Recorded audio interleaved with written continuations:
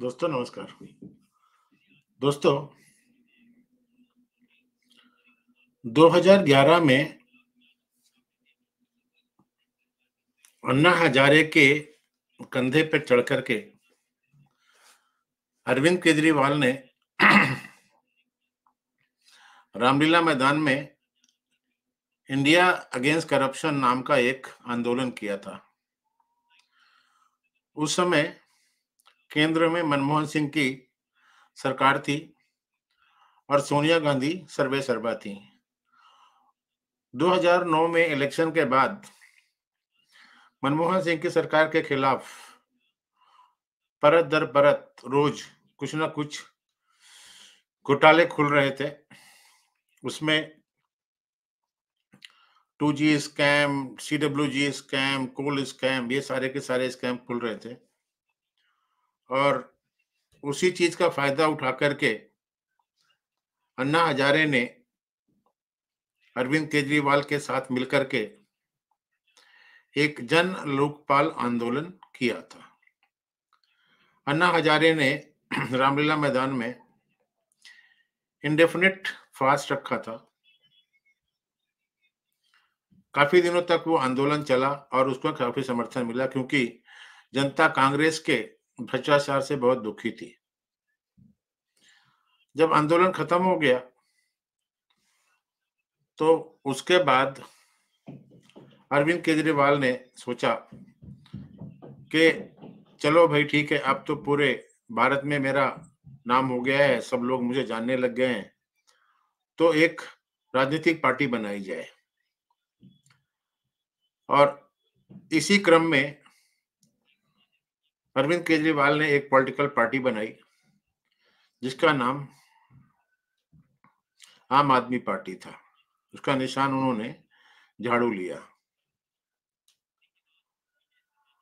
2013 के दिल्ली के assembly election में ये पार्टी पहली बार चुनाव में कूदी। उस समय इस पार्टी में बहुत बड़े-बड़े नेता और बड़े-बड़े समाज सेवी हुआ करते थे। उसमें जेएनयू के प्रोफेसर अरुण कुमार थे, भूतपूर्व कानून मंत्री शशि भूषण साहब थे, उनके लड़के प्रशांत भूषण साहब थे, एडमिरल रामदास थे, कुमार विश्वास थे, पत्रकार आशुतोष हुआ करते थे, आईपीएस ऑफिसर किरण बेदी होती थी। बहुत बड़े-बड़े नेता हुआ करते थे जो आंदोलन से निकल करके आए थे और जिनको लग रहा था कि हम अगर पॉलिटिकल पार्टी बनाएंगे तो आगे चल करके हम देश का कुछ कल्याण कर सकते हैं और करप्शन को हटा सकते हैं। 2013 के दिल्ली के असेंबली इलेक्शन में अरविंद केजरीवाल को 70 में से कुछ 28 सीटें मिली। बहुमत नहीं था और उस बहुमत को पाने के लिए केजरीवाल ने पहली बार अपनी कसम तोड़ी। उन्होंने कांग्रेस से समर्थन लिया और सरकार बनाई। बाद में उनको रियलाइज हुआ कि ये कांग्रेस के साथ में सरकार चलाने से फायदा नहीं हो रहा है, क्योंकि कांग्रेस कभी भी जब किसी को समर्थन करती है तो सरकार चलने नहीं देती। जैसे कि आपको मालूम है, चरण सिंह को जब समर्थन दिया था तो उनका सपोर्ट विड्रॉ कर लिया था। बाद में चंद्रशेखर का समर्थन किया था, उनका सपोर्ट विड्रॉ कर लिया। देवेगौड़ा को समर्थन किया था, उनका सपोर्ट विड्रॉ कर लिया। गुजराल का समर्थन किया था, उनका सपोर्ट विड्रॉ कर लिया। तो अरविंद केजरीवाल ने अचानक इस्तीफा दे दिया और दिल्ली में राष्ट्रपति शासन लग गया। इस बीच में अरविंद केजरीवाल ने फंड रेज करने के लिए एक अभियान चलाया और पूरे हिंदुस्तान का दौरा किया। उसके अलावा वो विदेश में भी गए और वहां से भी कुछ फंड लेकर के आए। यहाँ पर यह बताना जरूरी है कि जब वो आंदोलन कर रहे थे तो विदेशों से जो भारत को चाहने वाले, भारत को पसंद करने वाले, भारत से प्यार करने वाले एनआरआई थे, उन लोगों ने भी काफी इनका समर्थन किया था। कुछ लोग तो अपनी नौकरी छोड़ करके आकर के आंदोलन में शामिल हुए थे और इसी बेसिस पर भाई साहब ने लोकसभा का 2014 का चुनाव लड़ा। ये वाराणसी लोकसभा की सीट से नरेंद्र मोदी के खिलाफ खड़े हो गए और वहां से इन्होंने इलेक्शन लड़ा। वो इलेक्शन उन्होंने सिर्फ इस बात पे लड़ा था कि अगर मैं मोदी के खिलाफ इलेक्शन लड़ूंगा तो पूरा दुनिया जो है मेरे को जान जाएगी, क्योंकि मोदी भारतीय जनता पार्टी की तरफ से उस समय प्रधानमंत्री के उम्मीदवार थे। हार गए, लेकिन इनका नाम हो गया। और दूसरा उसका उद्देश्य ये था कि दिल्ली की जनता को ये दिखाना था कि कोई एक ऐसा नेता है जो मोदी को या एक स्ट्रांग लीडर को हेड ऑन ले सकता है। बाद में जब 2015 में जनवरी के महीने में दिल्ली के इलेक्शन हुए तो इनको 70 में से 67 सीटें मिली, 3 सीटें बीजेपी को मिली थी, मतलब ब्रूट मेजॉरिटी। और उस समय इन्होंने जो मेजॉरिटी ली थी, उस समय इनके 3 वो थे कि जो झुग्गी-झोपड़ियों में रहते हैं, उनकी बिजली का बिल माफ करना, पानी का बिल माफ करना और मुसलमानों का तुष्टीकरण, ये उनकी नीति थी। जब इन्होंने सरकार बना ली तो उसके बाद में इनका झगड़ा जो है दिल्ली के लेफ्टिनेंट गवर्नर से होने लग गया। यहाँ पे मैं आपको बता देना चाहता हूँ कि दिल्ली एक यूनियन टेरिटरी है, ये पूर्ण राज्य नहीं है।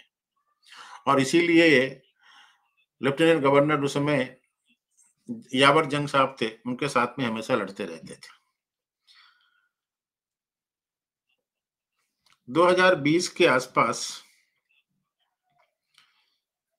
जब दोबारा इलेक्शन हुए दिल्ली असेंबली के, तो इनको 70 में से 63 सीटें मिली, 7 सीटें बीजेपी को मिली। कांग्रेस बिल्कुल शून्य रहती थी। मतलब इन्होंने कांग्रेस का जो दिल्ली का वोट था उसको पूरा काट लिया था और अपनी तरफ कर लिया था।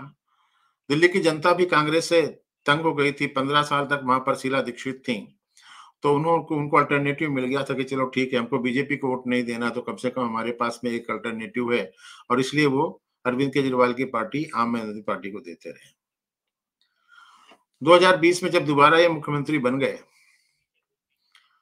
तो बहुत ज्यादा इन्होंने कोविड के टाइम में खुराफात की। अच्छा, उससे पहले मैं ये बता देना चाहता हूँ कि जब 2019 में बालाकोट में हमारी वायुसेना ने एयर स्ट्राइक की थी, जो पुलवामा में 40 सीआरपीएफ के जवान आतंकवादी हमले में मारे गए थे, उसके बदले में, तो उस समय ये उनसे, मतलब एयरफोर्स वालों से और सरकार से प्रूफ पूछ रहे थे कि बताइए हमारे को बताइए कि हाँ, ये स्ट्राइक हुई है कि नहीं हुई।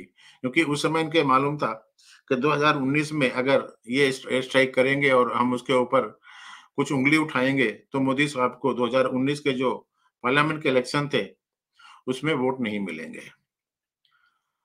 2020 में जब कोरोना का प्रकोप हुआ और पूरे भारत में लॉकडाउन लगा, तो ये भाई साहब गवर्नमेंट के ऊपर पैसे मारते रहे कि आप दवाई जो है फाइजर की मंगा दो या बाहर की दवाइयाँ मंगाओ और उसको डिस्ट्रीब्यूट करो। मतलब हमेशा सरकार की नीतियों के खिलाफत करते रहे।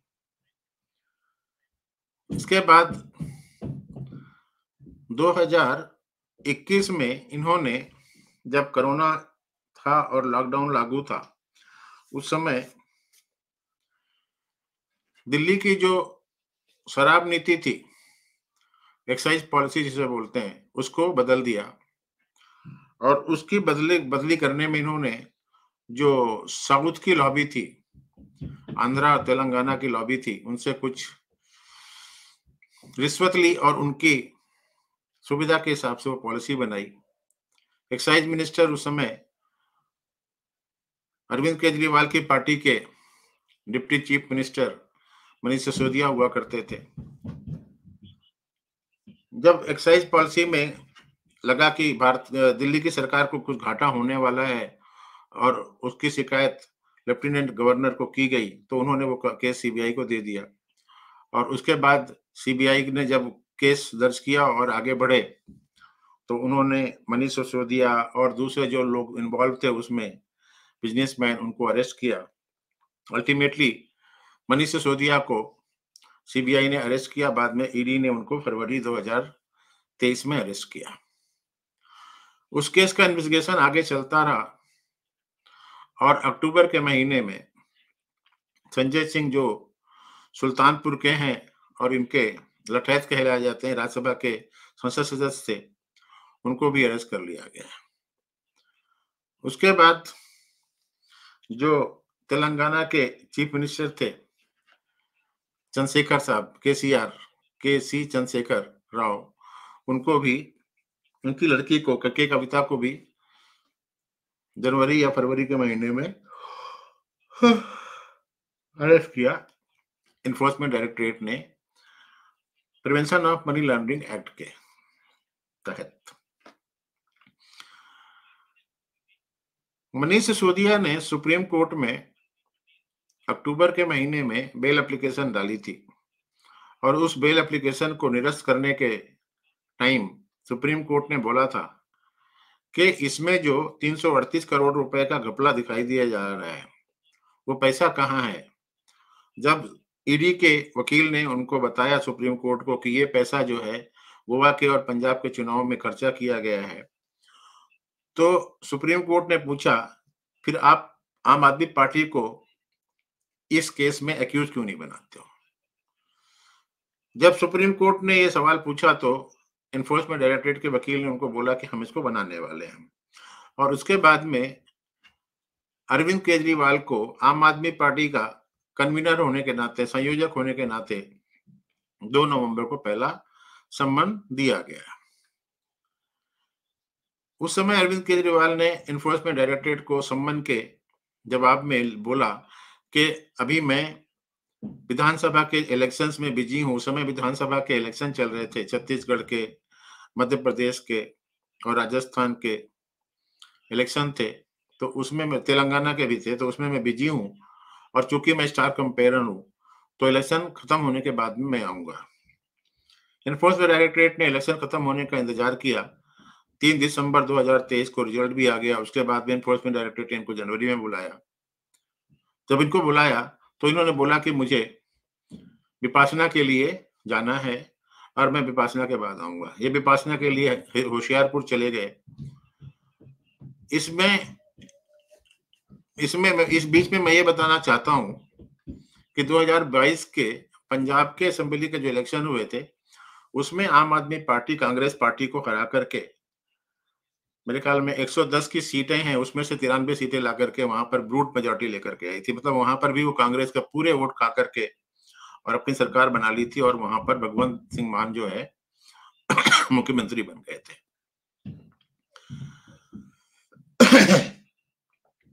कांग्रेस ने एक गड़बड़ किया था। अमरिंदर सिंह वहां पर मुख्यमंत्री थे, उनको हटा करके चरण सिंह जी चन्नी को वहां पर मुख्यमंत्री बनाया था। वो भी प्रियंका गांधी और राहुल गांधी के कहने पर शायद बनाया गया था, क्योंकि सिद्धू नहीं चाहते थे कि कैप्टन अमरिंदर सिंह जी वहां पर रहें। सिद्धू मतलब मैं नवजोत सिंह सिद्धू की बात करता हूं, जो पहले क्रिकेट खेलते थे और बाद में कॉमेडी शो में जज हुआ करते थे। कांग्रेस हार गई, आम आदमी पार्टी की सरकार वहां पर बन गई। जब विधानसभा के इलेक्शन खत्म हो गए और होशियारपुर में ये फैसला के लिए चले गए और इन्होंने ईडी को बताया कि हम विपासना करने खत्म होने के बाद में आएंगे, तो ईडी ने जनवरी के महीने में इनको दोबारा तीसरी बार सम्मन दिया। तब इन्होंने ईडी से पूछा कि ये सम्मन इलीगल है, आपने हमको ये नहीं बताया कि ये सम्मन जो मुझे दिया जा रहा है वो एक्यूज के तरीके से दिया जा रहा है, विटनेस के तरीके से दिया जा रहा है, किस उसमें दिया जा रहा है। और इसी तरीके से डिल डिले करते रहे। और 5वां सम्मन इशू होने के बाद में एनफोर्समेंट डायरेक्टरेट ने सीआरपीसी के सेक्शन 200 के तहत कंप्लेन मजिस्ट्रेट कोर्ट में डाल दी कि ये सम्मन की अवमानना करते हैं। मजिस्ट्रेट कोर्ट ने इनको बुलाया कि आप आइए, ये कोर्ट में गए नहीं। फिर मजिस्ट्रेट कोर्ट ने इनको बोला कि आप फिर से आइए और 16 मार्च के आसपास की कुछ डेट दी थी। ये वहां पर गए और वहां पर इनको 15,000 रुपए का बॉन्ड देकर के जमानत लेनी पड़ी। ईडी ने सम्मन देने की प्रक्रिया जारी कर रखी, लेकिन ये ईडी के सामने नहीं जा रहे थे। इन्होंने बोला मेरे को तो कोर्ट से जमानत मिल गई है, आप मुझे क्यों बुलाते हैं, ऐसा करते हैं, वैसा करते हैं। जब 9 सम्मन पूरे हो गए, तो ईडी इनके घर में 21 मार्च को पहुंच गई। इस बीच में ईडी ने झारखंड के मुख्यमंत्री हेमंत सोरेन को भी 9 सम्मन के बाद अरेस्ट किया था, और इसी तरीके से 9 सम्मन के बाद जब इनके घर में पहुंची, तो इनका 2 घंटे का इंक्वायरी करके या इनका स्टेटमेंट लेने के बाद में पूरे घर की सर्च की और इनको उठा के लेके गई और इनको अरेस्ट कर लिया। 22 तारीख को इनको रोज एवेन्यू कोर्ट में पीएमएलए कोर्ट के सामने प्रोड्यूस किया गया, जिन्होंने पीएमएलए कोर्ट ने इनको 6 दिन की ईडी कस्टडी दे दी 28 तारीख तक के लिए। 28 तारीख को जब ये दोबारा से कोर्ट में पेश हुए, तो इनकी रिमांड जो है वो 4 दिन के लिए और बढ़ा दी गई। 1 तारीख को वो रिमांड, मतलब आज ही वो रिमांड जो है वो खत्म हुई, और आज ईडी ने पीएमएलए कोर्ट को बोला कि अभी अब इनको हमारे पास में रिमांड मत दीजिए, मतलब हमें इनकी जरूरत नहीं है, और इनको जुडिशियल कस्टडी में भेज दीजिए। अगर हमें जरूरत पड़ी तो हम बाद में इनकी रिमांड फिर से ले लेंगे, क्योंकि ये इन्वेस्टिगेशन में बराबर अच्छी तरीके से कोऑपरेट नहीं कर रहे हैं। अब कोऑपरेट नहीं कर रहे हैं मतलब ये है कि इनके पास में शायद 2 आईफोन है, जिनका ये पासवर्ड एनफोर्समेंट डायरेक्टरेट को नहीं बता रहे हैं। इसके अलावा इनके पास में से शायद कुछ लैपटॉप या आईपैड कुछ रिकवर किया गया है, उसका भी पासवर्ड नहीं बता रहे हैं। तो ईडी ने कोर्ट को बताया कि ये इस तरीके से कोऑपरेट कर रहे हैं, और बाकी जो डॉक्यूमेंट दिखाने की बात थी और जिनके साथ में कुछ कन्फ्रंटेशन करने की बात थी, वो हमने पूरा कर लिया है। और ईडी ने कोर्ट को बताया कि हमने अपील को पासवर्ड मालूम करने के लिए लिखा है, जब वो पासवर्ड हमको मालूम पड़ जाएगा और जब जरूरत पड़ेगी तो हम इनकी दोबारा से अपनी कस्टडी मांगेंगे। तो आज अरविंद केजरीवाल को 14 दिन के रिमांड में भेज दिया गया है। अब उनकी जो अगली पेशी है वो 15 अप्रैल को एनफोर्समेंट डायरेक्टर पीएमएलए कोर्ट के सामने होगी। मेरा कहने का मतलब ये है कि ये आदमी इनकम टैक्स डिपार्टमेंट में additional commissioner, assistant commissioner, deputy commissioner कुछ होगा, और जब ही इसने नौकरी ज्वाइन की थी तब से ये लगातार अपनी वाइफ के साथ दिल्ली में पोस्टेड रहा। कैसे मैनेज हुआ इसकी पोस्टिंग वहां पर, ये किस तरीके से रहा, और जब ये सर्विस में था तभी ये दिल्ली में एनजीओ चलाया करता था। किसने परमिशन दी, किसी ने इसके खिलाफ कोई एक्शन क्यों नहीं लिया? जब ये इनकम टैक्स डिपार्टमेंट में दिल्ली में पोस्टेड रहा होगा, तो इसने रियलाइज किया होगा कि यार इनकम टैक्स में या कस्टम्स में या सर्विस टैक्स में या एक्साइज में नौकरी करके पैसा इकट्ठा करके पॉलिटिशियन को पैसा देने से अच्छा ये है कि खुद पॉलिटिशियन बन जाओ। और इसीलिए इसने दुनिया भर का दंड फंद ऊट-पटांग खेल करके पॉलिटिक्स ज्वाइन की, और बाद में उस पार्टी का सर्वे सर्वा बन गया। अब हालत यह है कि आज इसने पीएमएलए कोर्ट में, शायद ईडी ने बयान दिया है कि ये बोलता है कि जो विजय नायर है, जो साउथ लॉबी के साथ में लेजनिंग करता था, वो आतिशी मार्लेना को और सौरभ भारद्वाज को रिपोर्ट करता था, मुझे रिपोर्ट नहीं करता था। मतलब मनीष सिसोदिया तो जेल में है, संजय सिंह जेल में है, विजय नायर जेल में है। अब इसने आतिशी मार्लेना और सौरभ भारद्वाज को भी घुसेड़ दिया लाइन में। तो और अपनी वाइफ को सर्वे सर्वा बना करके सोचता है कि उसकी वाइफ वहां पर चीफ मिनिस्टर बन जाए, क्योंकि इसने जो दिल्ली में चीफ मिनिस्टर का घर बनाया है, जिसमें इसने करीब 50 करोड़ रुपए खर्चा किए, शीश महल, उसने सोचा था कि अब मैं तो दिल्ली में 40-50 साल तक तो राज करूंगा, तो अच्छे खासे घर में रहना शुरू कर देता हूँ। लेकिन जो जैसा करता है, अगर उसकी नीयत अच्छी नहीं होती है तो ऊपर वाला भी उसका साथ नहीं देता है। और आज की डेट में ये तिहाड़ जेल में, शायद जेल नंबर 2 में कहीं पर बैठे हैं, जहां पर बाकी जो जितने भी हैं वो सारे के सारे कन्विक्टेड कैदी होते हैं, और वहां पर इनको रखा गया है। जब ये जेल में गया है तो उससे पहले इसने कोर्ट से बाकी चीजों के अलावा 3 किताबों की मांग की थी। उसमें से एक रामायण, दूसरी गीता और तीसरी हाउ प्राइम मिनिस्टर डिसाइड्स, जो नीरजा चौधरी ने अभी कुछ दिनों पहले लिखी थी किताब, उसको लेके गया है। अब अगर इसको ये मालूम है कि मैं जल्दी से जमानत में बाहर आऊंगा तो 3 किताबें क्यों लेके जाता? जिस आदमी ने शुरू से राम जन्मभूमि का, हिंदुओं का विरोध किया, आज की डेट में वो रामायण पढ़ने को तैयार बैठा है, वो गीता पढ़ने को तैयार बैठा है। और ये भी मुझे लगता है कि लालू प्रसाद यादव टाइप ही है, जो अपने बाद में अपनी पत्नी को वहां का मुख्यमंत्री बनाना चाहता है। देखो, ये ऐसा मुख्यमंत्री है जो पहली बार एनफोर्समेंट डायरेक्टरेट की कस्टडी में गया। ये पहला मुख्यमंत्री है जो तिहाड़ जेल में भी गया। इस बारे में अब 3 तारीख को सुप्रीम कोर्ट में इसकी जो रिमांड है उसके ऊपर सुनवाई है, उसमें देखते हैं क्या होता है। जो भी होगा, मैं 3 तारीख को जो डेवलपमेंट होगा, 3 तारीख को अरविंद केजरीवाल के ऊपर वीडियो बनाऊंगा। और आज तो भारत की जनता को खुश हो जाना चाहिए कि कम से कम एक भ्रष्ट नेता, जो अपने आप को हरिश्चंद्र की औलाद समझता था, वो अंदर चला गया। और इसमें सबसे बड़ा योगदान हमारी जो एनफोर्समेंट एजेंसीज हैं उनका है, और हमें उनको धन्यवाद देना चाहिए। तो इस वीडियो में आज इतना ही। मिलते हैं अगले वीडियो में किसी और इशू के साथ। तब तक के लिए नमस्कार।